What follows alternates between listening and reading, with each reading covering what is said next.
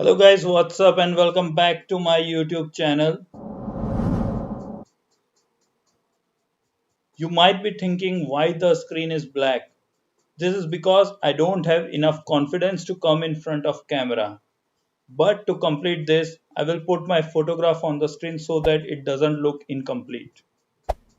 Today, we are going to discuss the thumb rule for speed ramp transition, which you can use in all the editing software: Adobe Premiere Pro, Vegas Pro, Final Cut Pro, and Filmmora, and L software for the editing.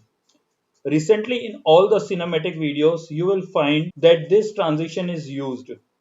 Today, I will not tell you how to make these speed ramp transitions, as you can find many tutorials for this on YouTube. Many of you might have searched the tutorial on how to apply these transitions and may not getting the required crisp and clear transitions.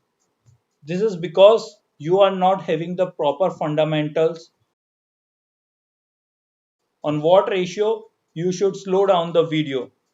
To understand this, first we will see that there are various recording settings that you should note before recording any video. The most important setting is FPS. We call it as frame per second. In earlier smartphones, this setting was by default to 30 FPS. That means we can record up to 30 FPS only. And nowadays, in almost all the smartphones, we are getting this setting that we can record up to 60 FPS. And in the professional cameras, you will see that this recording setting is up to 120 FPS. So after recording the videos on these settings, you need to do post production to look these videos awesome. For this, there is a mathematical calculation which will tell us the percentage up to which we can slow down the videos, because it looks very neat and clean when we slow the video. So first let's take an example of 30 FPS. In this case, our FPS would be a 30, and you can see my project timeline frame rate is 25, which is a by default setting for my this editing software. So when I divide 30 by 25, I'll get a result of 1.2, and when I divide this by 100, I will get a value of, and when I divide this 100 by 1.2, I will get a value of 83.33.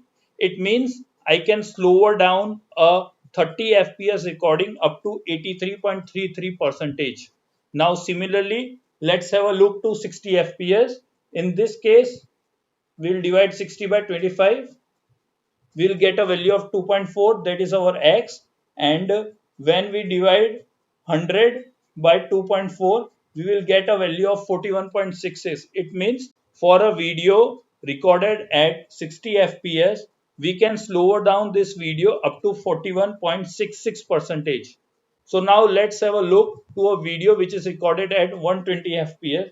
For that, I will divide 120 by 25, we'll get a value of 4.8, and when I divide this by 100, I will get a value of 20.83. It means I can slower down a 120 FPS recorded video up to 20.833.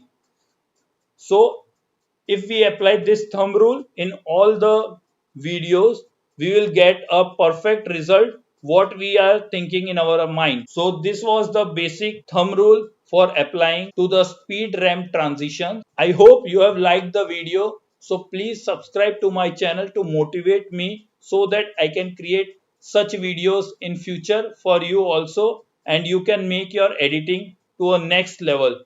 Thank you very much for watching this video.